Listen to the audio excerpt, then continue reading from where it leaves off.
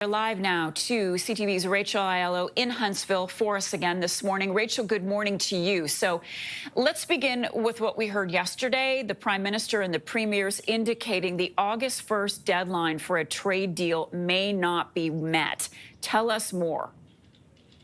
Yeah, good morning, Marcia. So the clear line from the Prime Minister yesterday was that he is looking for the best deal for Canada. And it really does seem that no one, not the Prime Minister, frankly, the U.S. administration or premiers, are married to that August 1st deadline.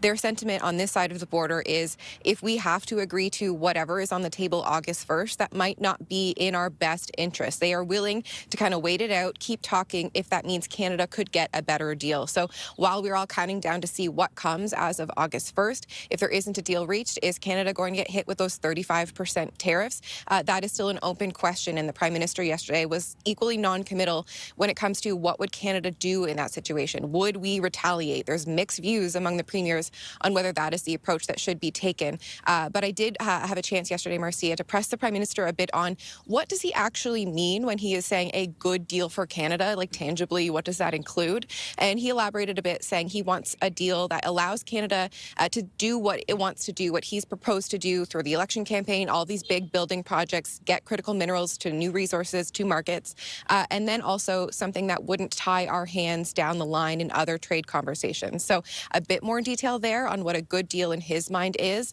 but definitely it's going to have to be subject to approval, frankly, from all of the provinces and territories. They all have different sectors at stake in these trade talks. And that, of course, and that leads nicely to my next question, which is, what is your sense of how unified the premiers are on the big issues? Yeah, well, it's really been clear coming out of yesterday and talking to the premiers that one thing they are unified on, Marcia, is trusting the Prime Minister to stick handle these negotiations. There was a lot of faith put in Mark Carney. Ontario Premier Doug Ford said that he would hand over the keys of his business to the Prime Minister. That's how much he has faith in him to handle these talks. So there is unity behind the Prime Minister, behind the Canadian administration as they are continuing these negotiations. We know Dominic LeBlanc's heading to Washington to continue those talks in person. I think, though, Marcia, where the rubber might hit the road, frankly, is what happens on the major project side of things. So while these trade talks are going on, there's work getting underway in this country to try to start approving new major projects to build up the domestic economy. And right now, it seems all premiers are supportive of that idea. But when the Prime Minister does have to make decisions on what projects are going ahead and what aren't, that is, I think, where we're going to start to see some fraction. All right. And finally, the meetings wrap up today. What can we expect? What are we watching for in terms of a communique as they all go back home, Rachel?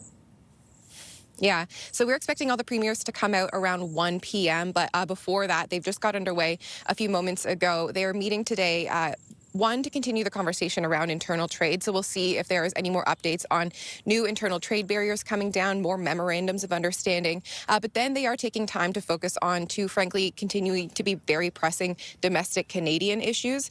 So one of that is public safety. We heard there Scott Moe talking about bail reform. We know that they did press the Prime Minister on that in their meeting yesterday. So we'll see what else comes in terms of public safety, things that they can agree on. And then healthcare is the other big one. There are stakeholders here in Huntsville who are pushing to make sure that the Canadian healthcare crisis is not put on the back burner entirely amid these trade talks. So they're also going to be talking about what they can do to help the healthcare system across the country. All right, Rachel Aiello for us this morning from Huntsville, Ontario, another picture-perfect backdrop behind you of Ontario's cottage country.